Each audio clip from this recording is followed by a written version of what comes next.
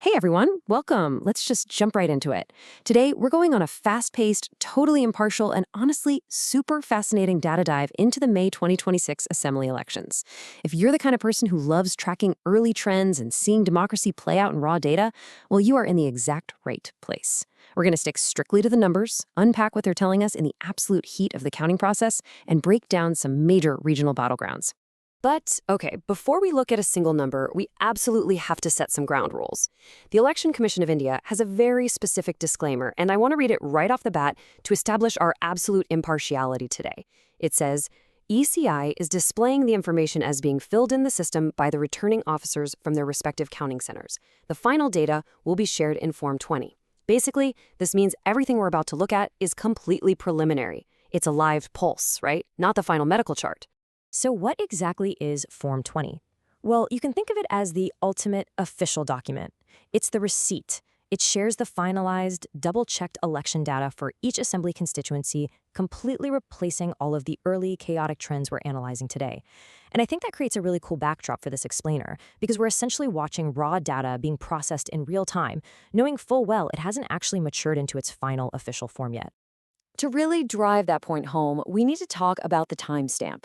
The data snapshot we're exploring today was strictly captured on May 4, 2026 at exactly 1:18 p.m. This is literally a frozen moment in time. You know as well as I do that in election counting, 10 minutes can completely change the landscape. So definitely keep that in mind as we go through this. It is a precise 1:18 p.m. reality check. Okay, let's dive into this. We're kicking off our data tour with the 126-seat assembly race. At our 1:18 p.m. snapshot, we already had early data coming in from 124 of those 126 seats, which is actually a remarkably high reporting rate. It gives us a really solid initial picture to work with. Looking at the breakdown for those 124 reporting seats, here is how the top 5 parties were looking. The BJP is sitting with the lead in 79 constituencies, followed by the INC leading in 24. Then we get into a cluster of smaller leads, BOPF at 10, the AGP at 9, and the AIUDF leading in 2. Now, I cannot stress this enough. Every single one of these numbers just represents a leading trend. In this 126-seat race, at 1:18 p.m., there are absolutely zero finalized wins. The game is still very much on. So that's a great baseline for our first region. But how do these early trends shift when we zoom out a bit and look at a slightly larger political theater? Let's do a quick mental reset and jump to the next block of data. All right, scaling things up to our second stop, the 140-seat assembly. In this region, frozen right at that 1:18 p.m. mark, we have early trends reporting from 127 out of the 140 constituencies. Let's see what the momentum looks like here. The dynamic here is definitely different. The INC is showing early leads in 61 constituencies, followed by the CPIM with 26. Then we've got the IUML at 23, the CPI at 9, and the KEC at 7. But wait, there is a fascinating little detail hiding in this data set. While the INC has the highest number of overall leads, the CPIM, alongside its 26 leading seats, has actually secured one finalized official 1 seat. That is literally the very first confirmed victory we've hit on our tour today. And honestly, having even just one confirmed win totally shifts the vibe. It makes you wonder what happens when we look at a region where that early leading momentum is already heavily converting into one reality. Let's pivot over to the smallest, but easily the most finalized constituency group we're tracking. That brings us to our third stop, the 30-seat assembly race. Because it's a smaller battleground, the counting process matures a whole lot faster. By 1:18 p.m., we already had solid status updates on 16 of those 30 seats. Now, what's really interesting about this is seeing that real-time shift from simply leading to actually winning. Check out these margins. The AINRC is leading in 5 seats, but they have already officially won 4. Independent candidates listed as IND are leading in 3 with 0-1 so far. The BJP is leading in 1 seat and has officially won 1. And look at this. Both the INC and ADMK have 0 early leading trends left, but both have already locked in 1 finalized 1 seat each. It's just a great reminder of how complex counting can be. You might not be leading in the active counts, but you've already secured your victories where the counting finished. Okay, so we've looked at the 126, the 140, and that highly finalized 30-seat race. But how do these contained regional battles compare when we scale all the way up to the massive battlegrounds? You know, the ones with over 200 seats, where the sheer volume of votes is just staggering. Let's move on to our fourth stop, the immense 234-seat assembly race. Right at 1:18 p.m., the data shows an unbelievable 224 seats actively reporting early trends. Just try to imagine the logistics of tracking that many counting centers at the exact same time.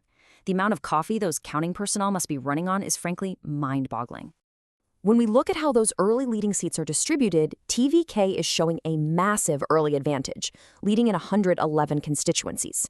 ADMK is leading in 55, DMK is right behind them leading in 49, PMK in 5, and INC is leading in 4.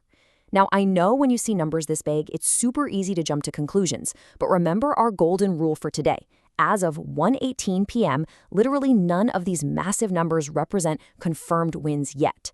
The scale is gigantic for sure, but it is all still preliminary. All right, let's see how that momentum builds as we arrive at our final stop, the absolute largest assembly on our radar today, the 294-seat race. Setting the stage for this one, we've got an astonishing 287 seats already reporting their early counting data. The early margins here are incredibly concentrated. The BJP is currently leading in 188 constituencies, and the AITC is holding early leads in 94. And then there is a super steep drop-off. We're talking AJUP leading in 2, AISF in 2, and the CPIM leading in just 1. Strictly from a data perspective, seeing that sheer volume of early momentum concentrated almost entirely in those top 2 slots is fascinating.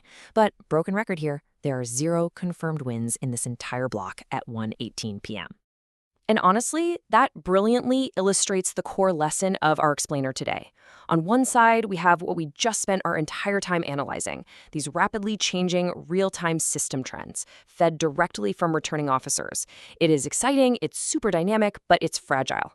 On the other side, we have the final Form 20 official results. Form 20 is the finalized reality. It is the destination, while everything else we looked at today is just the journey.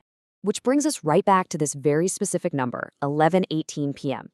Focusing on this frozen timestamp really reminds us that in the world of elections, a single minute can capture this vast, sprawling narrative across hundreds of constituencies and millions of votes. But it's an ever-changing narrative. I mean, by 1:19 p.m., the story was probably already different. So, I'm going to leave you with this final provocative thought to chew on. How dramatically will the final official Form 20 rewrite the 1:18 p.m. narrative we just explored? Will all those massive early leads hold strong, or will the final confirmed wins tell a completely different story? It's the ultimate question, and honestly, it's what makes election data so incredibly captivating. Thank you guys so much for hanging out and exploring these numbers with me today. Keep your eyes on the data, stay curious, and I'll see you on the next explainer.